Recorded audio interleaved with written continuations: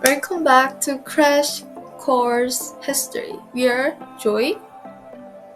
In today's episode, we dive into one of the most captivating chapters of human civilization, the fall of the mighty Roman Empire, detailing about the causes and details of the fall of the Roman Empire and the effects of the fall of the Roman Empire, which we might be undergoing now, and also the world after the fall of the Roman Empire. So prepare to witness the crumbling of an empire that once stretched across continents as we uncover the explosive events and far-reaching consequences that forever shape history.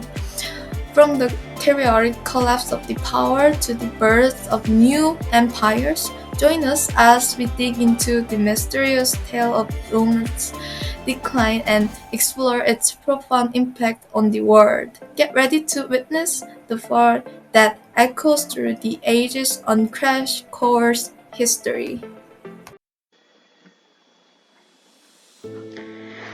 Chapter 1 Causes of the Fall of Rome Empire. Rome Empire was the largest empire in the world. However, even the Rome Empire couldn't avoid the empire's destiny. Many reasons lead the Roman Empire to collapse, and I'll introduce them into two parts: external and internal factors. The collapse of the Roman Empire was a complex process influenced by numerous internal and external factors. While internal challenges played a significant role, several external reasons contributed to the empire's eventual downfall. Here are some key external factors that contributed to the collapse of the Roman Empire. Barbarian invasion. One of the most prominent external factors was the relentless invasion of barbarian tribes into Roman territory. Beginning in the late 4th century, Germanic tribes such as the Visigoths, Ostrogoths, Vandals, and Huns posed a constant military threat to the empire. These invading forces exploited the empire's weakened defenses, strained resources, and internal conflicts, disintegrating Roman control over vast territories. Second, economic pressures. External economic pressures also contributed to the empire's collapse. The long-distance trade networks that once sustained the Roman economy faced disruption due to the invasions. As a result, vital trade routes were compromised, leading to a decline in the economic prosperity. Additionally, the plundering of Roman territories by invading forces further depleted the empire's wealth and resources. Military changes. The Roman Empire faced formidable military changes from external adversaries. For example, the Sasanian Persian Empire in the east engaged in a prolonged conflict with Rome, draining the empire's military and financial resources.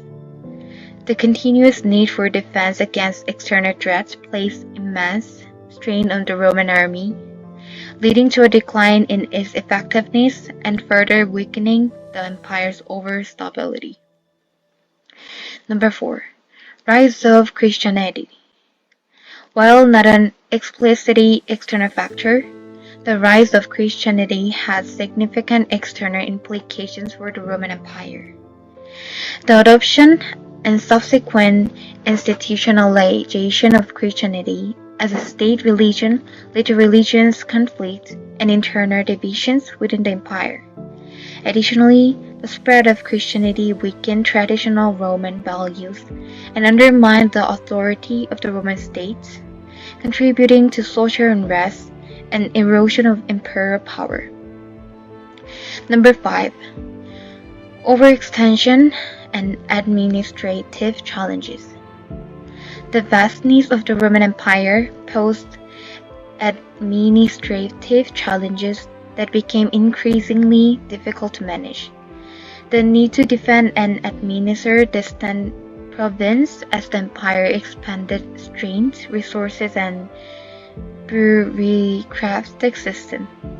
Inefficient governance and corruption at various levels of administration hindered the empire's ability to respond effectively to external threats and maintain control over its territories.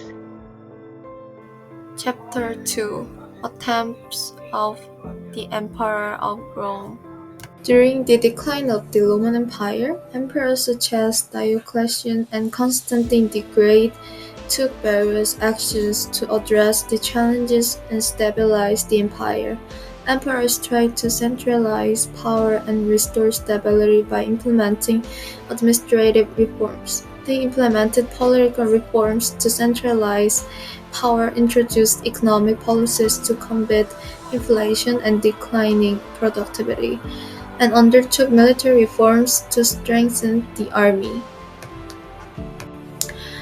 Moreover, emperors divided the territory into separate administrative regions to manage the empire's business more effectively. This division aimed to decentralize power and provide more localized governance. This is one of the most controversial content that historians keep arguing. Many historians keep arguing whether this regime made the Roman Empire a success or a further decline, and are also discussing whether this was an appropriate and practical way of doing things in Rome at this time. In addition, emperors like Theodosius and Honorius played significant roles during this period. Theodosius made Christianity the official state religion and effectively ended paganism, while Honorius witnessed the sack of Rome by the Visigoths in 410 CE. Likewise, some emperors embraced Christianity and implemented religious policies to unify the empire under a common faith. Emperor Constantine's conversion to Christianity and the subsequent Edict of Milan in 313 CE were significant steps in this direction.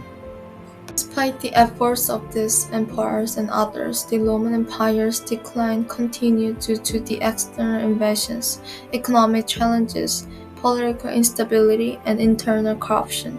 Ultimately, the Western Roman Empire fell in 476 CE during the reign of Romulus Augustus, the last Western Roman Emperor. Chapter 3: Life after the fall of Roman Empire. As Rome has such a vast and significant influence and power, its decline also had influenced intensive power to the entire world and us. Even some history scholars says, if you remember the Roman Empire, and since their culture and historical inheritance keep being used, Roman Empire doesn't collapse completely. So for this part, we will find some historical variables inheritance that the ancient Roman Empire lives and how it used in our life. There are many inheritances, but if someone asks me what's the most bearable and precious inheritance of Rome, I will say it is technology. Road system. The Romans are renowned for their extensive road network, which played a vital role in the growth and governance of their empire. The construction of durable and well-engineered roads, such as the famous Appian Way, facilitated trade, communication, and military movements. This legacy can be seen in today's road infrastructure, as many modern roads and highways follow the principle established by the Romans. Sanitation, water management. Roman engineering developed sophisticated sanitation and water management system.